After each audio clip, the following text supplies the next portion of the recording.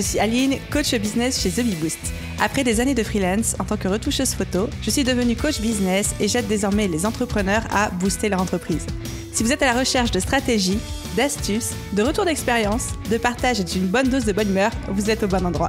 Dans ce podcast, seul ou avec mes invités, je vous partage tout pour vous inspirer au quotidien, vous aider à atteindre tous vos objectifs et faire en sorte que vous puissiez développer le business de vos rêves. Alors, installez-vous confortablement et c'est parti pour l'épisode du jour. Hello à tous et bienvenue dans l'épisode 223 du podcast Page et Business. Et je me réjouis parce que cela faisait très longtemps que je n'avais pas eu l'occasion de réenregistrer un épisode avec un invité. Et officiellement, l'épisode d'aujourd'hui marque la reprise de mes épisodes invités tous les 15 jours, c'est-à-dire un épisode sur deux. J'essaye d'alterner les épisodes solo et les épisodes avec invités. Et aujourd'hui, on va parler d'un sujet brûlant dans le domaine du business en ligne, tout particulièrement de l'infoprenariat, mais aussi de la prestation de services, puisqu'on va parler formation en ligne. Alors, la formation en ligne n'est pas un sujet nouveau, n'est pas un sujet particulièrement d'actualité, mis à part le fait que de plus en plus, je reçois la question de Aline, est-ce que c'est toujours OK de lancer une formation en ligne en 2023 ? Est-ce que ça vaut toujours le coup ? Est-ce que le marché n'est pas en train de se casser la gueule ? On entend tout le monde qui dit « OK, je lance ma formation en ligne », mais finalement qui ne le vend pas après. Et surtout, dans un marché qui est de plus en plus saturé, tout en étant perçu, en tout cas, comme étant en déclin, on se dit, est-ce que ça vaut vraiment le coup de se lancer dans la formation en ligne ? Et surtout, si oui, comment le faire pour le faire bien et être sûr d'avoir les meilleurs résultats pour nous, pour notre business, mais aussi pour nos élèves. Vous me connaissez, enfin peut-être pas d'ailleurs, mais pour ceux qui me connaissent, vous savez que mon business, The Bee Boost, repose majoritairement sur la formation en ligne. J'adore ça. J'adore ce format, j'adore ce business model pour plein de raisons qui vont de la démocratisation du savoir à l'accessibilité des informations en passant par la rentabilité du business model tout en passant par la case technique, geek qui moi m'anime et me plaît carrément. Enfin bref, c'est mon business model, celui qui me correspond à 2000% et que j'aime de tout mon cœur et j'y crois à fond, y compris en 2023. Je crois encore que la formation en ligne reste une excellente option, soit pour mettre du beurre dans ses épinards en tant que business, soit même pour complètement pivoter ou lancer une nouvelle activité. Donc oui, la formation en ligne est toujours d'actualité aujourd'hui. Encore faut-il bien le faire. Et c'est pour ça que dans l'épisode d'aujourd'hui, dans lequel on va parler de comment créer une bonne formation en ligne en 2023, je ne suis pas toute seule, puisque j'ai avec moi mon invité Thomas Hubert. Thomas, c'est non seulement un ingénieur pédagogique, donc quelqu'un qui est spécialisé dans la création et le lancement des formations, mais pas juste expert marketing, c'est vraiment un expert en comment est-ce qu'on crée des parcours de formation les plus pertinents, les plus simples et les plus faciles pour les apprenants pour avoir plein de résultats et que tout le monde soit content. Donc trop hâte que vous entendiez ce qu'il a à vous dire. Mais surtout Thomas, c'est quelqu'un que je connaissais d'avant puisque c'est lui qui m'a accompagné sur la refonte de la BSB Academy qui est aujourd'hui mon programme phare, qui représente 80% de mon chiffre d'affaires. Et du coup, j'ai refondu la deuxième version de ma formation BSB Academy avec l'ingénieur pédagogique Thomas Hubert. Et avec Thomas, aujourd'hui, on va vous parler un petit peu de tous ces processus d'ingénierie pédagogique, de qu'est-ce que c'est, à quoi ça sert. Et surtout, on va vous partager des astuces pour implémenter facilement et simplement les bases de l'ingénierie pédagogique, pimper vos formations en ligne, même si vous travaillez tout seul, même si vous n'avez pas forcément d'équipe avec vous, et même si la formation ne représente pas non plus tout votre business model. Promis, on a gardé ça simple et on a gardé ça actionnable, comme d'habitude. Allez, je ne vous fais pas attendre plus longtemps et je vous laisse découvrir mon échange avec Thomas. Hello Thomas, bienvenue sur le podcast Page et Business, comment vas-tu ? Bonjour, ça va super, merci Aline. Thomas, franchement, je suis trop contente de te retrouver parce que on va pas mentir aux auditeurs, on va pas faire genre on se découvre l'un l'autre. On se connaît déjà très bien, toi et moi, parce que on a eu déjà l'occasion de travailler ensemble. Donc j'ai hâte de rentrer dans les détails. Yes. Il y a une petite tradition sur ce podcast, c'est que je présente moi-même mes invités. Est-ce que tu es prêt à te faire passer la pommade ? Ok, allez, c'est parti, j'écoute. Il est pas prêt du tout, là, il est pas serein. Il se dit mais qu'est-ce qu'elle va dire ? Mais on y va. Ok, donc Thomas, tu es à la tête de devenir formateur pro et surtout, on a, comme je le disais, travaillé ensemble puisque tu es la personne qui se cache dans les backstage de la refonte de la BSB Academy, refonte qu'on a fait ensemble en 2021. Donc tu es ingénieur pédagogique, tu es la personne qui accompagne les formateurs à devenir de meilleurs formateurs, à construire de nouvelles formations et de meilleures formations en se basant sur les principes de l'ingénierie pédagogique, mais aussi des neurosciences et j'ai trop hâte parce qu'on va pouvoir en parler dans cet épisode. Si je fais une petite rétrospective, tu es un ancien ingénieur informaticien et tu t'es retrouvé à faire de plus en plus de formations dans ce secteur et tu t'es pris de passion pour cet aspect-là de ton métier jusqu'à devenir, du coup, comme on le disait, ingénieur pédagogique ou plus communément appelé formateur de formateurs. Si je dois vraiment vulgariser le concept, avec une spécialisation dans tout ce qui est neurosciences, c'est-à-dire neuroéducation, neurolearning, neuromarketing, etc., etc. Et aujourd'hui, tu es formateur et consultant en B2B auprès de grands groupes, comme par exemple la Banque Postale, mais aussi en B2 infopreneur, B2I, chose que je suis en train d'inventer, puisqu'on a bossé ensemble et tu as bossé aussi avec d'autres entrepreneurs que je connais sur la refonte ou la création de leur programme de formation en ligne. Et je suis ultra contente de t'avoir avec nous aujourd'hui pour avoir toute ta science sur comment est-ce qu'on crée une bonne formation en ligne en 2023, à la fois pour nous, pour notre chiffre d'affaires, mais aussi pour nos apprenants. Qu'est-ce que tu en dis de cette présentation ? Super présentation, hein. J'ai rien à dire derrière, hein. Merci. J'ai pas loupé d'informations importantes. Non, t'as bien résumé, effectivement. Trop bien. Bah écoute, Thomas, je te propose, si c'est OK pour toi, qu'on plonge directement dans la conversation. C'est OK ? Je peux y aller ? C'est parti, allons-y. Alors, toi qui bosses dans le marché de la formation en ligne déjà depuis longtemps, qui bosse à ton compte, qui bosse à travers plein de prismes, le prisme B2B, B2C, B2 solopreneur, etc.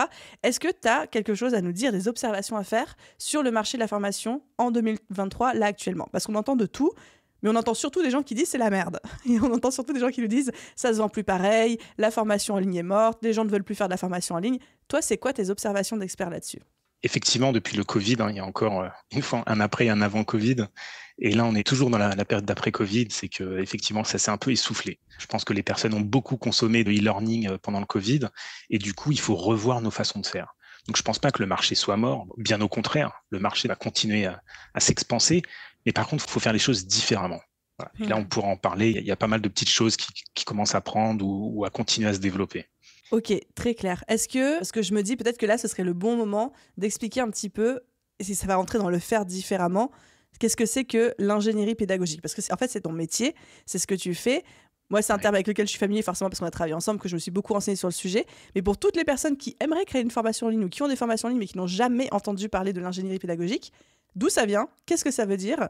Et c'est quoi les répercussions pour nous en tant qu'auto-entrepreneurs et entrepreneurs ? Yes, c'est vrai qu'ingénieur pédagogique, c'est un peu particulier, hein. Même ma femme, elle n'aime pas quand j'utilise ce terme. Je trouve ça ridicule. C'est très sérieux en fait. Et pourtant, c'est sérieux, c'est réel, c'est concret. Alors, en gros, c'est quoi ? J'ai envie de faire un parallèle. Si tu veux faire construire une maison, en général, tu fais appel à un architecte. Tu peux ne pas le faire, mais tu prends des risques. Et bien une formation, en fait, c'est un petit peu pareil. Si tu veux construire une formation vraiment professionnelle, faut faire appel aux professionnels qui a l'habitude, l'expérience et la méthodologie pour le faire.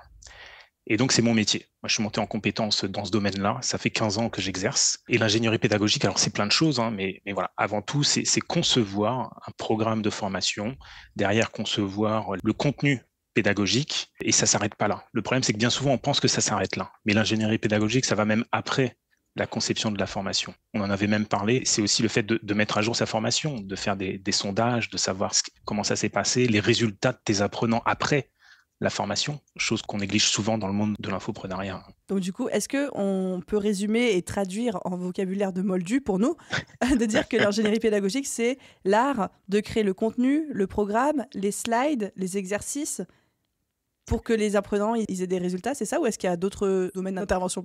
C'est vrai qu'effectivement, ça englobe un peu tout ça. Ça englobe de l'avant, le pendant et l'après la création d'une formation. C'est vrai qu'on pourrait résumer comme ça en étant plus simple. Ok, donc c'est l'architecte des formations en ligne. Ouais, ça j'adore. Voilà, c'est ce que j'aime bien dire, je suis l'architecte de votre formation. Et du coup, ça soulève plein de questions parce que ça signifie qu'on ne peut pas créer une formation ou qu'on ne devrait pas en tout cas créer une formation comme ça en claquant des doigts de manière un petit peu au doigt mouillé, que c'est pas juste ça, qu'il y a une vraie méthodologie à avoir derrière. C'est ça que tu es en train de nous dire ? Alors, j'ai envie de dire oui et non. Oui et non, parce que effectivement, l'ingénieur pédagogique, il va avoir vraiment l'expertise pour le faire, le métier, l'expérience. Mais en même temps, c'est comme tout, c'est une compétence. Et une compétence, ça s'apprend. Je peux être mauvais en tant que commercial, mais je peux apprendre à devenir meilleur et créer une formation soi-même. Au final, c'est faisable. On n'est pas obligé de passer par un ingénieur pédagogique. Toi-même, tu as vécu l'expérience. Tu as d'abord fait ta formation toi-même. Tu t'es formé dessus, tu es monté en compétence dessus.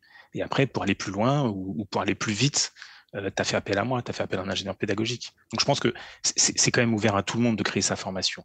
Mais voilà, il y a des limites, j'ai envie de dire, où il faut monter en compétence sérieusement dessus, sur le sujet. À qui est-ce que tu recommanderais de faire appel à un ingénieur pédagogique? Ou si je dois reformuler un petit peu différemment, c'est à qui ça s'adresse en fait? Entrepreneur débutant, pas débutant, première version d'une formation, refonte, lancement à grande échelle, ou tout? Enfin, est-ce qu'il y a des profils types, on va dire? En général, effectivement, c'est pour des gens qui sont déjà dans le milieu, qui ont déjà fait des formations. Pour la majorité, c'est des refontes.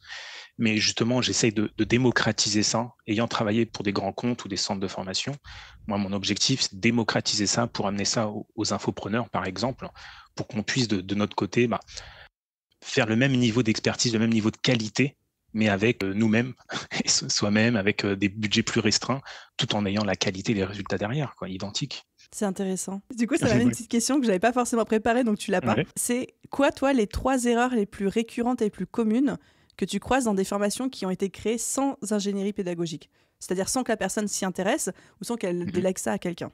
Le problème, c'est qu'il y a beaucoup de créateurs de formation, quoi, pour des marketeurs ou autres, qui disent faut créer une vidéo, tu fais un step by step, et puis c'est bon, et à la fin, tu fais un appel à l'action. Et le problème, c'est que derrière ça, il manque. Donc, c'est une des erreurs communes, c'est de balancer juste une vidéo et s'arrêter là. Le problème, c'est que c'est pas suffisant. Si on veut que l'apprentissage soit vraiment performant, c'est pas juste une vidéo, quoi. J'ai envie de dire, il suffit de regarder les MOOC qui ont été consommés en folie pendant le Covid. Et un MOOC, c'est quoi? C'est une sorte de micro-formation gratuite qu'on peut retrouver. Il y a pas mal d'universités qui font ça. Et un MOOC, c'est quoi? C'est une vidéo de 2 minutes avec un texte de 3 km par leçon. Donc, tu vois, alors que nous, les infopreneurs, on a l'habitude de faire l'inverse, de faire une vidéo de 30 minutes, 1 heure, et puis de mettre un petit texte éventuellement ou un petit PDF. Donc, voilà. Donc, je pense que ça, c'est la grosse erreur, c'est de se focaliser sur la vidéo. La deuxième erreur serait même de faire des vidéos trop longues. Je sais que tu as déjà évoqué le micro-learning. Je pense qu'il ne faut pas forcément faire du micro-learning, mais trouver un juste milieu entre la vidéo de 2 minutes et la vidéo d'1 heure. Je pense qu'il y a pas mal de possibilités différentes, quoi. Donc, ça fait déjà 2 erreurs assez communes. Et puis la troisième erreur, il faut que je sélectionne, donc j'en prends une au hasard. Une erreur, c'est de penser qu'une formation, c'est de passer un point A à un point B et de donner les étapes opérationnelles, fonctionnelles pour arriver au résultat. Ça, c'est genre un tutoriel. C'est un tutoriel. Mais une formation, c'est pas forcément un tuto. Pour le côté pédagogique, il y a peut-être des éléments qu'il faut que j'apprenne avant ou après, etc. Enfin, parfois, faut savoir tordre un petit peu le plan, remettre ça dans différents sens. Et c'est quelque chose qu'on pense pas, justement, quand on n'est pas dans le milieu de la formation, quand on est coach, thérapeute ou autre, on n'a pas forcément cette notion-là. Et c'est là que se former à l'ingénierie pédagogique ou faire appel à un ingénieur pédagogique peut nous apporter ces petites subtilités qui vont changer derrière les résultats des apprentissages, des résultats de nos apprenants. Est-ce que tu penses, ou tu as un exemple concret de qu'est-ce qui pourrait être nécessaire pour un apprenant de savoir ou de comprendre avant d'être en mode tutoriel point A, point B? Parce que là, du coup, c'est un peu nébuleux dans ma tête, donc je soupçonne que ce soit nébuleux dans la tête des auditeurs. Ouais, alors un exemple concret très, très, très récent, et justement, là, j'étais de l'autre côté de la barrière. J'ai suivi une formation récemment pour me mettre à jour sur la création de ressources e-learning, d'ailleurs. C'est en mode projet, donc ils te disent voilà comment tu peux gérer ton projet, enfin ton budget, voilà comment tu prépares tes templates. Dans les templates, grosso modo, bien souvent ce qu'ils font, ceux qui créent du e-learning dans les centres de formation, c'est qu'ils vont créer un squelette pour dire en haut à gauche j'ai le bouton menu, en bas à droite j'ai le bouton suivant, etc. Et après, ils faisaient une session, un module, on va dire, sur l'outil, sur un nouvel outil pour pouvoir créer ces modules. Sauf qu'au final, l'outil, tu connais pas les fonctionnalités tant que tu n'as pas été formé dessus. Donc, créer un template pour dire je vais mettre le bouton en haut, le bouton à droite, tu ne peux pas savoir quels seront les boutons, quelles seront les activités, les exercices que tu vas mettre. Tu ne sais pas ce que tu vas mettre dedans. Ça veut dire que dans cette formation-là, tu suis les modules. Une fois que tu as fini le module sur le logiciel, tu dois revenir en arrière pour reprendre tes templates et les adapter. Et donc, moi, je leur ai fait la remarque. Voilà, c'est des formations professionnelles. Je leur ai dit, bon, les gars, moi, je suis ingénieur pédagogique. Ce que vous faites, c'est pas pédago. Mais voilà, un exemple concret, c'est que parfois, on est obligé de faire des trucs avant ou après pour que ce soit plus simple à assimiler et puis à passer à la pratique. Aider les apprenants en fait à comprendre les tenants et les aboutissants de ce qu'ils s'apprêtent à apprendre pour non seulement que ça fasse sens, et en plus que derrière, ils puissent être autonomes en fait et faire eux-mêmes les liens de cause à effet par la suite, quoi. C'est bien ça? C'est ça, ouais. Et puis sans les perdre, parce que quand tu fais des choses comme ça, si t'es pas dans le bon sens pédagogique, ça peut sembler plus dur, plus difficile, perte de motivation, perte de temps, et du coup à la fin ça peut être perte de résultats ou abandon de la formation. Voilà, ça peut changer la donne vraiment drastiquement. Il y a une erreur aussi que je vois beaucoup chez les entrepreneurs. Je ne sais pas si toi, tu la croises encore. Je pense que non, parce que c'est à d'autres niveaux. Mais c'est des personnes qui lancent leur formation en ligne comme étant des formations encyclopédie, où ils pensent que la valeur de la formation tient au fait qu'ils vont mettre toutes leurs connaissances à l'intérieur. Effectivement, ça c'est une erreur. Effectivement, c'est un problème que beaucoup se posent. Souvent, il y a des personnes qui viennent me voir et ils me disent « je sais pas quoi mettre dedans ». Ça, c'est récurrent. Ils disent « je sais pas ce que je dois mettre, ce que je dois enlever ». Et effectivement, il faut pas faire d'encyclopédie, il faut pas faire de Bible. J'ai entendu une vidéo sur YouTube aussi il y a pas longtemps. Le gars, il disait pour faire des formations, une formation, ça doit être un concentré d'informations. Là, j'avais la goutte, là. Il va concentrer. L'ingénieur pédago en sueur. Ouais, en sueur. Mais je dis non, alors effectivement, on a envie de donner notre savoir, notre expérience, on a envie de tout donner à nos clients. Mais il faut savoir se limiter, quoi. Effectivement, c'est une erreur récurrente, ouais, complètement. Et du coup, si je pars à l'opposé, donc là, on a cité les 3 erreurs principales. C'est quoi l'objectif numéro 1 d'une formation en ligne aujourd'hui? En fait, l'objectif avant tout, c'est que ton client, il a un besoin opérationnel dans son métier. Et ce besoin, nous, on veut le combler à travers cette formation. Donc, l'objectif opérationnel de son métier, ça va être l'objectif de la formation, l'objectif global. Et c'est là où on va découper du coup notre plan pour l'amener à cette situation finale en ce qu'on appelle des objectifs pédagogiques. C'est un peu les différentes steps, les différentes marches pour l'amener à son objectif métier, quoi. Enfin, je ne sais pas si ça répond bien à ta question. Ça y répond. Si je me permets de reformuler, tu me dis si tu es d'accord avec moi, c'est qu'en fait, comme on l'a dit, mais de toute façon, je pense que les gens s'en doutaient, les auditeurs s'en doutaient, c'est que l'objectif d'une formation, c'est pas d'avoir un puits de connaissances. On est des formateurs, on n'est pas des profs, on fait pas l'université ici. Et donc l'objectif d'une formation, c'est d'aider les personnes à obtenir un résultat, une transformation qu'on leur promet, de la manière la plus rapide, la plus simple et la plus facile possible, enfin avec le moins de friction. Oui, effectivement. Ouais, effectivement, tu as rajouté des notions que je n'ai pas évoquées, mais le fait de simplifier, de raccourcir, effectivement, ça fait partie des besoins des clients, absolument. Ok, et du coup, c'est une transition parfaite pour ma prochaine question qui est, on ne fait pas de formation encyclopédie, ça je pense que c'est clair pour tout le monde. Mm-hmm. Du coup, selon toi, avec ton œil d'expert, quels sont les critères qui font d'une formation en ligne une bonne formation, entre guillemets, en 2023 ? Sur quoi est-ce qu'il faut qu'on se benchmark et qu'on se base ? Yes, c'est une bonne question. Il n'y a pas forcément de réponse exhaustive, mais ça dépend de pas mal de choses. On pourrait penser, si on fait des recherches sur Internet, on va souvent entendre parler de taux de complétion, c'est-à-dire le taux de personnes qui ont terminé, qui ont été jusqu'au bout de nos formations en ligne. Et ce taux, si vous regardez, il fait mal, parce que le taux, il est de pire en pire, d'année en année. Il y a 15 ans, je crois qu'il était à 70%, il y a 5 ans, il devait être à 80%, aujourd'hui, il doit être à 90%, enfin, l'inverse, pardon. Le taux, j'ai inversé. Donc au final, aujourd'hui, quand on a plus de 10% de personnes qui vont jusqu'au bout de nos formations, ce sera un indicateur qui nous dit qu'on n'est pas trop mal. 10%, c'est pas trop mal. Ouais, au-delà de 10%, des personnes qui terminent les formations, c'est pas mal. Ah ouais. Mais sur des formations full en ligne, c'est-à-dire ce qu'on appelle non tutorées, c'est-à-dire tu as une formation en ligne, tu te débrouilles toute seule à la suivre de A à Z. Par contre, aujourd'hui, ce que tu fais toi, ce que font de plus en plus de monde, et je recommande à le faire, que tout le monde le mette en place, c'est même à travers une formation en ligne, essayer de rajouter des temps en live, des temps collaboratifs. C'est ça que les personnes demandent de nos jours, en 2023. On veut de plus en plus d'échanges, de communautés, de collaboration. Et surtout, pour améliorer la qualité de la formation, ça c'est ta question du coup, vous allez augmenter drastiquement le taux de complétion et vous allez augmenter aussi la qualité de votre formation. Et j'ai envie de dire derrière aussi, pour avoir une bonne formation, derrière en fait ce qu'il faudrait savoir, ce que les infopreneurs ne font presque jamais, c'est justement faire des sondages, avoir des feedbacks après la formation, à froid, faire des évaluations à froid comme on fait en centre de formation, mais genre 3 mois ou 6 mois plus tard. Quels sont les résultats que vous avez obtenus grâce à la formation ? Et là, tu auras un réel indicateur, plus que le taux de complétion. Et allez, si je peux approfondir un petit peu le taux de complétion, ce qu'on peut aussi aller chercher, ça c'est des choses qu'on met en place aussi, que je fais en place pour des clients, c'est mettre en place un dashboard justement pour avoir ce retour, pour avoir ces vrais indicateurs. Et ce qui est intéressant du coup, avec le taux de complétion qui n'est pas suffisant, c'est de voir aussi combien de temps ont passé les stagiaires sur la formation, mais aussi pendant combien de semaines ils sont revenus dessus. Parce que tu as des gens, ils vont venir, j'achète la formation, je suis à fond. Pendant la première semaine, je suis à fond parce que je suis motivé, j'aime ça, j'en veux. La deuxième semaine, un petit peu moins. Et après, j'abandonne et je reviens qu'un mois plus tard. J'ai fini la formation, mais je n'étais pas très actif. Et après, voilà, il y a cette notion d'actif qui est intéressante pour ajouter au taux de complétion, quoi. Donc, si je résume, des critères qui peuvent nous indiquer la performance et la qualité de notre formation en ligne, donc c'est le taux de complétion.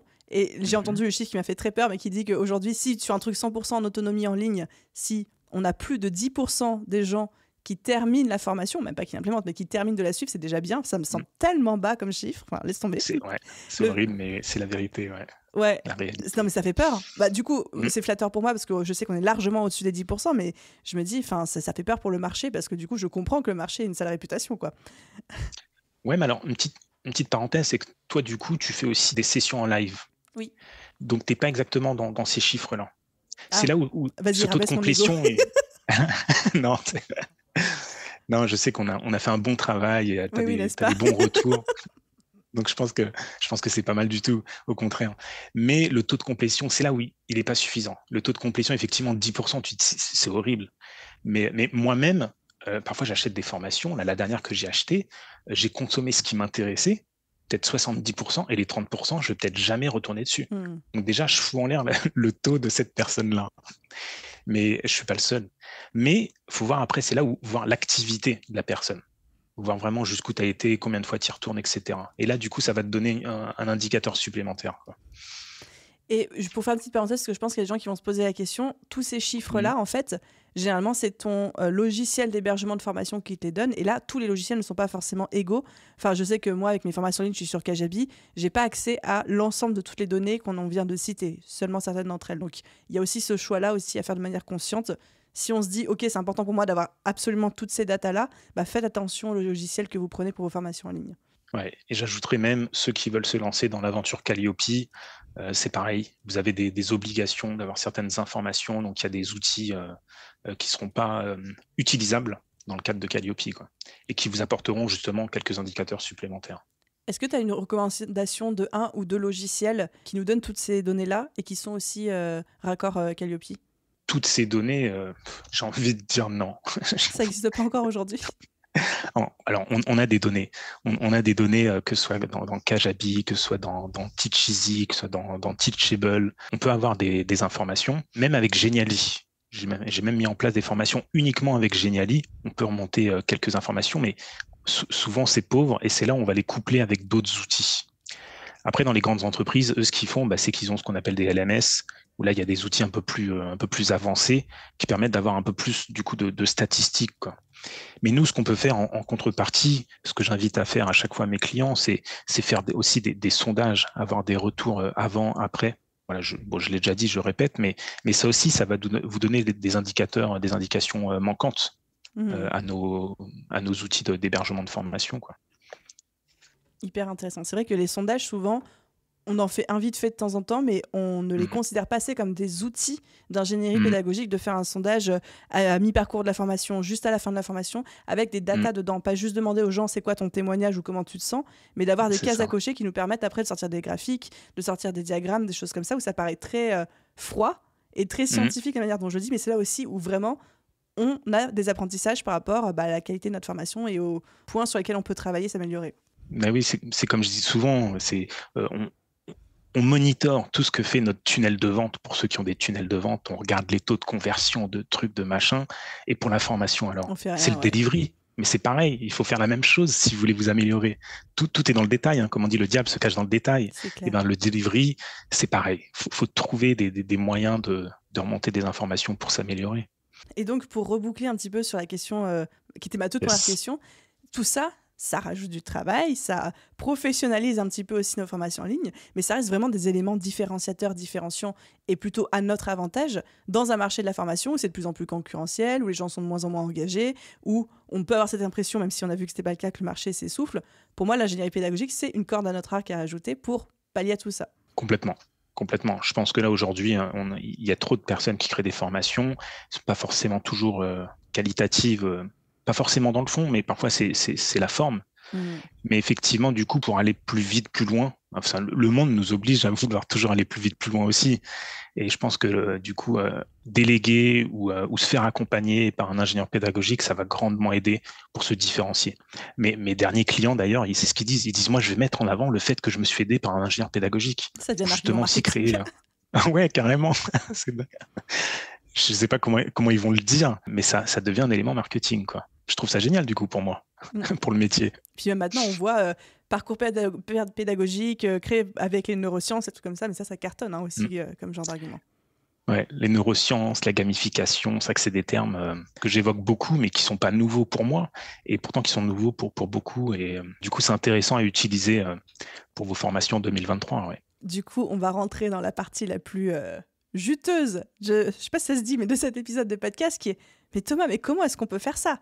Donne-nous genre des bonnes pratiques à avoir, à mettre en place, qu'on peut mettre en place quand on est tout seul, parce que tout le monde n'a pas forcément les ressources ou le temps de se faire accompagner ou de déléguer un ingé pédago. Mais qu'est-ce qu'on peut faire, nous, à notre petite échelle, concrètement, pour augmenter le taux de complétion, la valeur perçue de notre formation, les résultats chez nos apprenants, tout. S'il te plaît. Yes. Alors, il y a des choses qu'on a déjà évoquées. Il y a quelques éléments. Je reviens d'abord sur les éléments qu'on a déjà évoqués. Okay. Les sondages. On a parlé... Voilà. Très brièvement, on a parlé de gamification. Déjà, rien que le fait de gamifier un petit peu le parcours, ça peut être intéressant. Toi qui aimes bien aussi le terme customer care, enfin qui aime bien, je l'ai découvert avec toi, le terme de customer care. Je connaissais pas à l'époque. Bien qu'au final, j'avais un parcours client qui était quand même dessiné et que j'essaye d'optimiser encore aujourd'hui, bien sûr. Mais la gamification, ça peut aussi rentrer dedans. Alors, gamification, ça veut pas dire créer une formation totalement ludique, bien sûr, mais créer quelques activités. Moi, ce que je recommande, je vous donne là un tips, ce qui peut être intéressant, ce que je dis tout le temps à mes clients, quand vous avez par exemple une leçon ou un module qui est difficile, et vous pouvez le savoir notamment avec les sondages qu'on a déjà dit juste avant, vous avez des retours, on vous dit cette partie-là elle était vraiment dure, j'ai failly lâcher l'affaire, j'ai dû revoir la vidéo 10 fois. Le bloc 3 de la BSB Academy, pour ceux qui suivent la formation. Le module 3. Et moi, ce que je recommande dans ce cas-là, vous découpez votre leçon, vous pouvez insérer une petite activité, un petit exercice au milieu un peu gamifié pour faire répéter les informations, par exemple, ou pratiquer, un peu gamifié. Ça permet de se détendre malgré la difficulté. Ça remet une petite dose de dopamine. Allez hop, on est prêt, on est motivé. Il y a une suite. Allez hop, il y a l'adrénaline qui revient et on est reparti. Voilà. Il y a ce petit côté, la gamification, ça peut être intéressant et vous pouvez le faire vous-même. On a cité l'outil Genially. Vous pouvez le faire avec Genially, vous pouvez incorporer ce genre d'outil.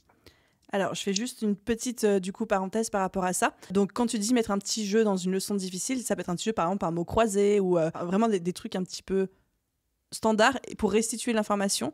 Et le fameux outil Genially que tu as cité pour la deuxième fois, parce que je sais qu'on va me le demander, ça s'écrit génial comme génial, .ly, et je vous mettrai évidemment le lien dans la description de l'épisode de podcast pour tous ceux qui sont en train de se dire « j'ai pas noté les outils et tout ». On mettra tout, vous inquiétez pas. Super, tu penses à tout, génial. Ouais, j'ai l'habitude.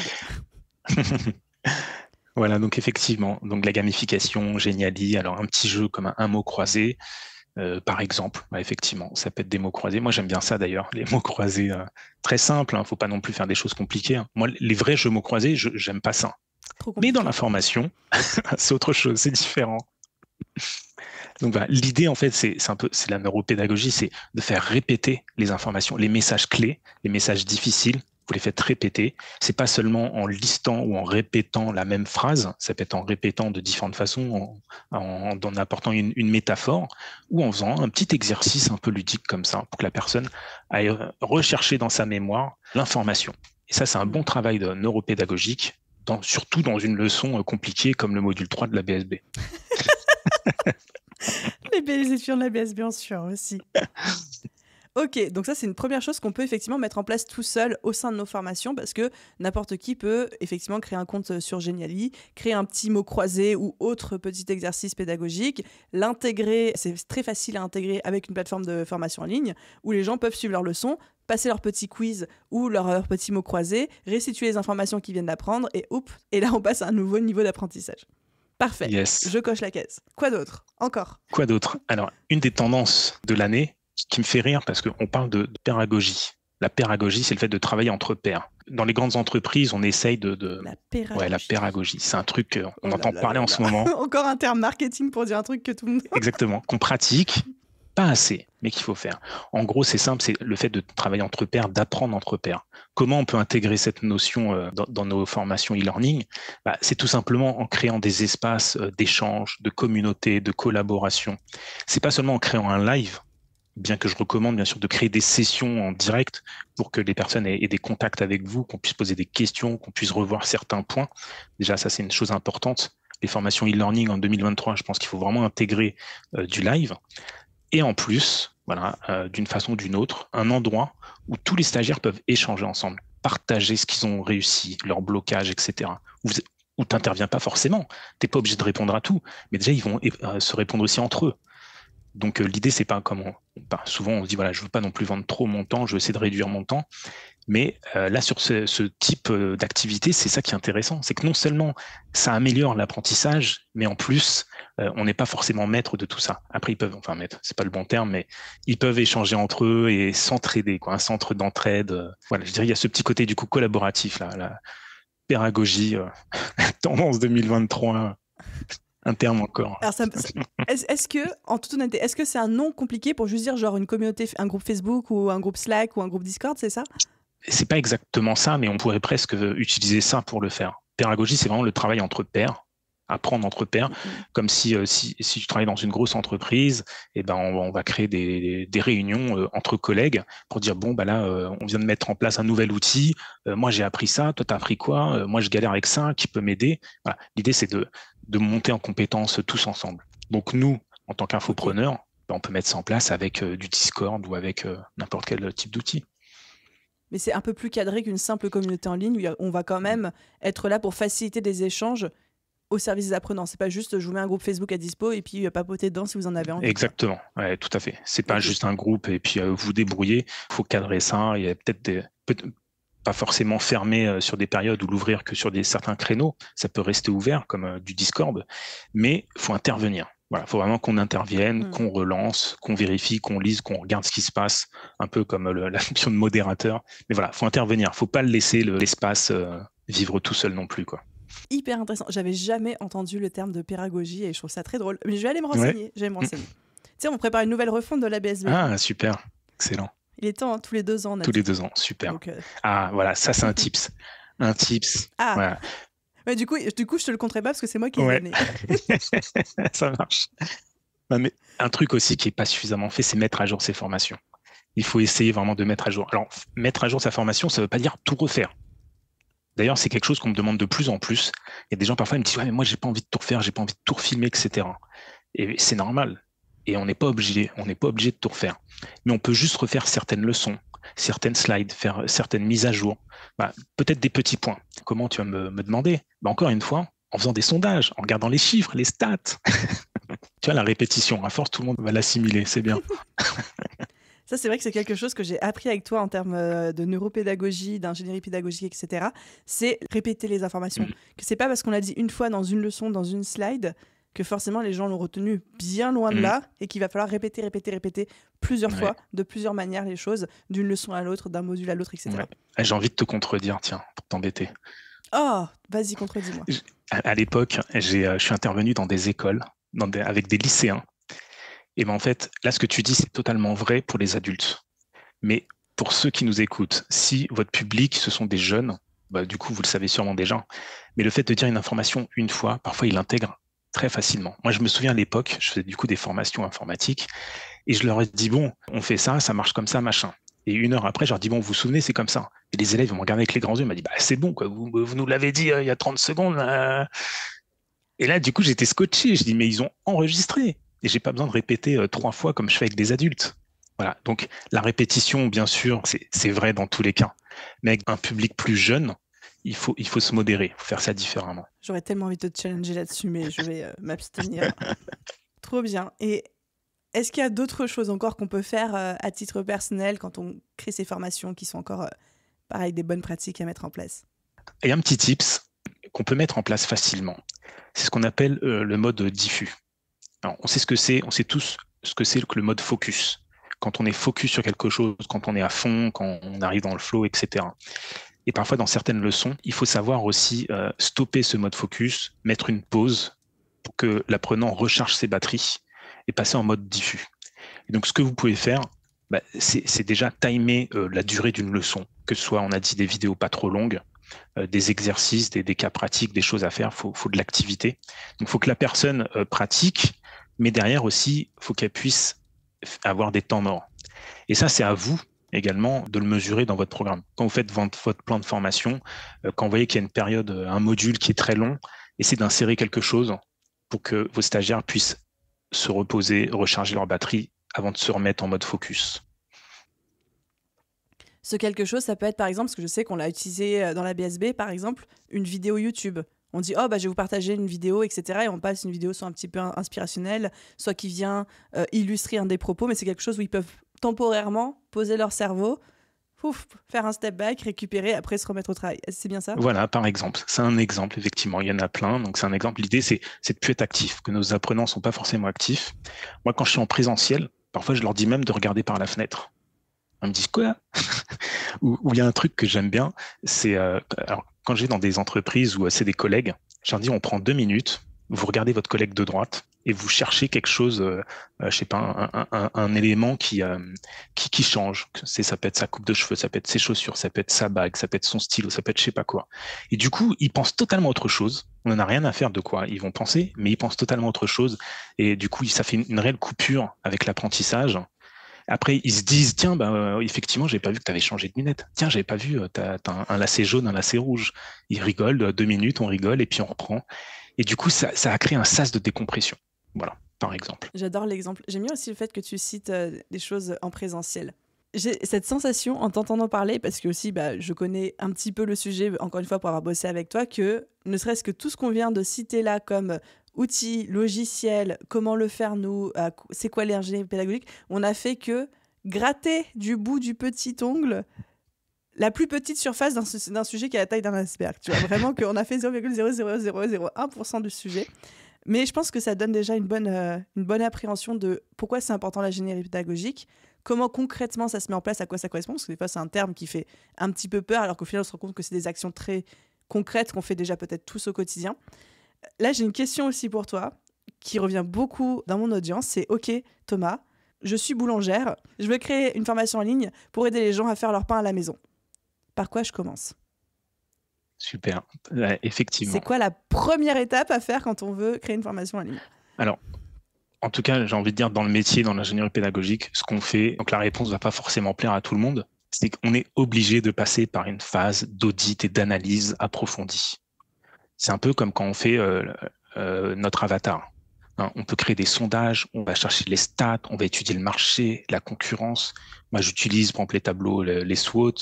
Voilà. L'idée, c'est vraiment d'approfondir l'audit parce que ce qu'il faut qu'on sache précisément, c'est ce dont a besoin notre client. Quel est son objectif opérationnel, son métier, quelle est la transformation réelle dont il a besoin. Donc, c'est la première étape indispensable d'être dans la précision. Et ça peut déjà vous permettre par la suite, quand vous allez vous poser les questions, dire, bon, est-ce que je mets ça, est-ce que je mets pas ça ? Déjà, vous pouvez vous dire, je sais que ça, il en a besoin. Je sais que ça, c'est facultatif, c'est un petit plus. Donc, si c'est un petit plus et que mon programme est lourd, je vais l'enlever, par exemple. Donc, c'est indispensable. Mettre en bonus. Voilà, ou en bonus. La première chose à faire, c'est vraiment l'audit-analyse avant de se lancer tête baissée dans préparer des chapitres, des trucs, des machins. Écoute, effectivement, ça va pas plaire à beaucoup de gens, mais je suis tellement contente que tu l'aies dit parce que c'est ça, c'est comme tout. On se base sur les besoins d'un marché, le besoin de nos clients idéaux, et ça nous permet ensuite de faire le tri dans de quelle information il a besoin, de quelle information il n'a pas besoin, parce que toutes les informations ne sont pas bonnes à donner. Exactement. Surtout pas d'un coup. Donc merci de l'avoir dit. Super. Est-ce qu'on a le droit d'abuser, de demander l'étape numéro 2, une fois qu'on a audité le marché ? Alors oui, bien sûr. Alors l'étape numéro 2, c'est une grosse étape. Mais c'est pas la seule. L'étape numéro 2, c'est l'étape que j'appelle design. C'est-à-dire qu'on va commencer à préparer les plans d'architecture de notre formation. Mais je parle juste de plans d'architecture. On va pas rentrer dans quel outil je vais utiliser, quelle couleur je vais mettre dans le slide. D'accord ? On est vraiment sur une vue un peu macro, un peu high level. Et pour pouvoir justement commencer à dessiner notre plan, notre programme. Donc ça, c'est la deuxième étape. Et plus tard, après, il y aura l'étape où je vais rentrer dans le détail, les exercices, les outils, les trucs, les machins. Mais la deuxième étape, c'est vraiment avoir une vue high level. Je commence à préparer le plan. Et est-ce que tu as, et promis après j'arrête avec la question, mais parce que je sais que c'est toujours des gros points de douleur chez les auditeurs du podcast, est-ce que tu as une méthodologie de brainstorming pour justement construire ce plan? Parce que souvent les gens, ils ont plein d'idées, ils ont plein de connaissances, mais ils n'ont aucune idée de comment ni les restituer, ni les trier, et encore moins les remettre dans, entre guillemets, le bon ordre. Ouais, effectivement, ça c'est un point un peu délicat, mais la première chose, moi, ce que je dis, c'est faut se lâcher. Vous lâchez, vous brainstormez, vous notez tout. Notez tout, ne vous limitez pas, parce que quand on se limite, on freine notre créativité. Et donc, faut se lâcher, vous notez tout. Et puis, effectivement, après, faut trier. Après, il va falloir trier, et c'est avec ce premier tri qu'on va pouvoir enlever certaines choses, et puis mettre des choses à droite puis à gauche. Mais encore une fois, ne vous bloquez pas sur cette étape, parce que le tri ne sera pas fini. C'est-à-dire qu'au fur et à mesure que vous allez avancer, vous allez vous rendre compte que ça, au final, c'est pas au bon endroit. Et donc, c'est pas grave. Donc voilà, donc vous balancez tout, faites votre brainstorming, vous mettez tout sur papier, sur mind map, ce que vous voulez. Et puis quand vous commencez un tri, dites-vous que c'est juste un premier tri. Voilà, no stress.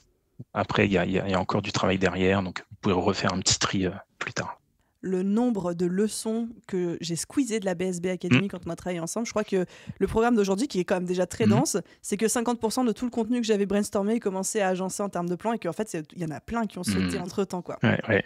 Donc je suis complètement d'accord. Oui, t'as arrêté ton encyclopédie pour faire une formation. Et encore, je trouve que j'avais pas tout lu, mais bon...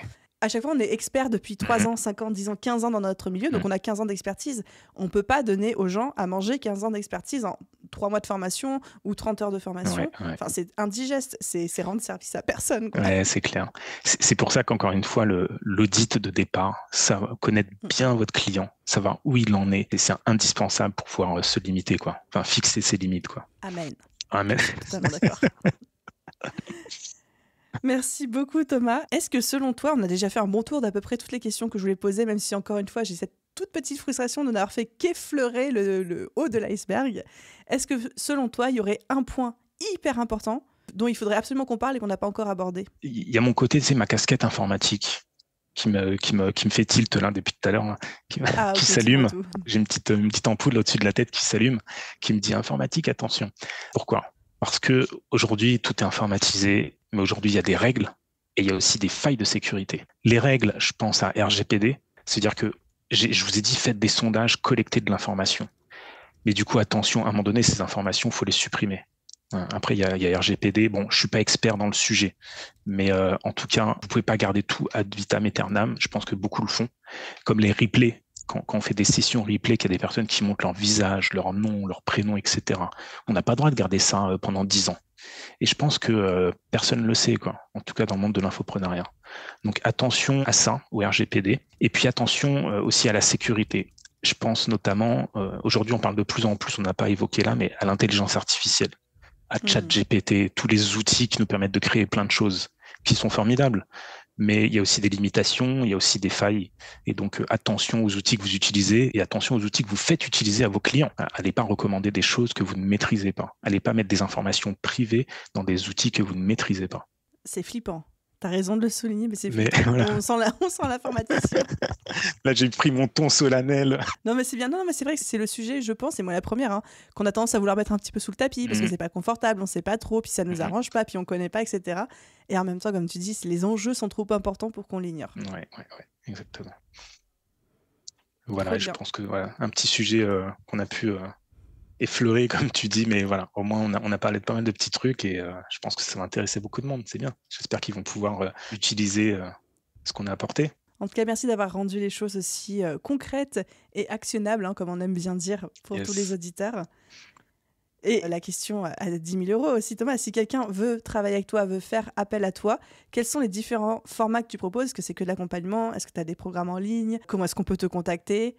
C'est le moment de faire ta pub. Yes, ça marche, merci.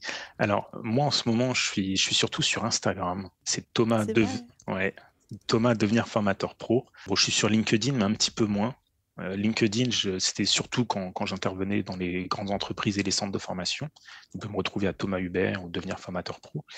Et derrière, moi, je fais beaucoup de one-one. J'interviens pour des entreprises et maintenant pour les infopreneurs en one-one. Mais grosse nouveauté, c'est que très bientôt, là, pour cet été, justement, je vais faire une formation de groupe parce qu'il y a beaucoup qui me le demandent. des prestations comme ça d'ingénierie pédagogique, c'est pas pour le budget de tout le monde. Et comme je veux démocratiser, j'aimerais que tout le monde puisse créer des formations de qualité, parce que vous voulez tous, les coachs et thérapeutes, on veut aider les gens. Et du coup, à travers des formations qui sont bancales, c'est pas terrible. Moi, j'aimerais du coup aider les gens qui veulent aider les gens. Et je pense que c'est un effet de levier qui peut être vraiment important pour la planète. Et du coup, pour démocratiser tout ça, je vais faire des formations de groupe pour faire la même chose que ce qu'on fait en one-one. Permettre à créer des formations qualitatives avec tous les outils, la neuropédagogie, la gamification, etc., tout ce qu'on a évoqué ensemble. Voilà les deux offres principales. Puis bon, après, je fais des petites missions de prestations, que ce soit pour mettre en place des dashboards, comme on a parlé de suivi, d'évolution, de refonte de formation, ce genre de choses-là. Et récemment, suite à des demandes clients également, tout ce qui est, comme j'ai une casquette informatique, de mise en place d'automatisation, de systèmes d'affiliation, pour un peu l'aspect productivité en automatisation, mais bon, uniquement dans le domaine de la formation. Je me limite, voilà, ça bien sûr. Ah, trop bien, je savais pas que tu avais rajouté cette corde à ton arc, c'est très pertinent, je trouve. Ouais, c'est un peu dans l'air du temps, tout ce qui est no-code, on va dire. Ouais.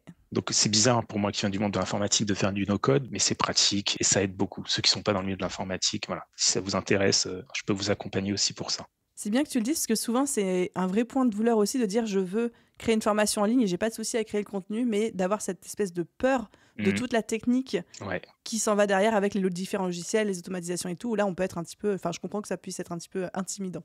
Parce que déjà qu'on doit apprendre, alors je pense que vous faites tous des tunnels, donc il y a du ClickFunnels, il y a du je sais pas quoi pour les mails, pour les trucs, c'est déjà beaucoup. Je pense qu'on sature très vite, moi le premier. Et encore, moi, du coup, j'ai cette facilité de prise en main d'outils parce que je suis dans le monde de l'informatique. Et du coup, je pense qu'à un moment donné, on n'a pas envie d'aller plus loin, de rajouter des outils. Or, parfois, c'est pertinent de le faire. Donc, ça peut être... Donc voilà, ne vous inquiétez pas, il y a des personnes comme moi qui peuvent vous aider à mettre ça en place pour se simplifier la vie, qui n'est pas simple dans l'entrepreneuriat, mais qui est si belle. Oh, la conclusion. Thomas, dans tous les cas, LinkedIn, Instagram et puis tous les liens qu'on a cités, je mettrai tout dans la description de cet épisode de podcast si les gens souhaitent te contacter. D'ailleurs, message à tous les auditeurs, si vous contactez Thomas suite au podcast, dites-lui, comme ça il saura qui vient du podcast. Il n'y a pas de contrat d'apport d'affaires ni rien entre nous, mais c'est juste comme ça il verra l'impact du podcast. Yes. Merci vraiment pour tout, merci pour ta générosité, pour tous les partages super concrets, parce qu'on sait qu'on peut l'utiliser dans notre quotidien, quoi. C'est pas juste de la théorie, j'ai trouvé ça très pratique, donc merci pour ça. Eh ben, merci Aline de ton invitation. Je suis vraiment ravi d'être là et à très bientôt. Et voilà, portez-vous bien à tous. C'est nul. Et voilà les amis pour cet épisode, j'espère qu'il vous a plu et j'espère qu'il vous aura donné plein d'idées pour pimper vos formations en ligne et les rendre encore plus accessibles, fun, faciles et impactantes pour vos clients, pour vos apprenants. Moi, je pense que s'il y a une seule chose que je retiens de cet épisode, c'est vraiment ce côté de l'ingénierie pédagogique comme étant un outil, une arme, une corde à notre arc pour justement créer encore plus de résultats chez nos élèves. Et plus de résultats chez nos élèves veut dire plus de clients satisfaits, veut dire plus de bouche-oreille, veut dire plus de chiffre d'affaires, du coup aussi à la longue, mais surtout plus d'impact. Donc vraiment, vraiment, si certains d'entre vous sont dans le milieu de la formation en ligne, envisagent d'en lancer cette année, je ne saurais que vous conseiller de vous intéresser à ce sujet. Lisez des bouquins, écoutez des contenus gratuits, renseignez-vous sur le coaching de groupe de Thomas si vous le souhaitez, mais intéressez-vous à ce sujet-là. Déjà, c'est fun, c'est hyper sympa à mettre en place et surtout, ça a fait ses preuves. Voilà, j'espère que cet épisode vous a plu. Comme d'habitude, je fais un petit appel à l'action. Si c'est le cas, n'oubliez pas de mettre une note et un commentaire sur la plateforme d'écoute de votre choix. Ça aide énormément le podcast à se faire découvrir, à se faire connaître et du coup, moi, à pouvoir avoir des invités de plus en plus qualitatifs pour vous apporter toujours plus de contenu, toujours plus d'astuces et toujours plus de conseils. Un grand merci à tous ceux qui prendront le temps et la peine de le faire et à vous tous. Je vous souhaite une merveilleuse journée, soirée, après-midi, nuit, où que vous soyez et je vous dis à très vite dans un prochain épisode. Bye tout le monde!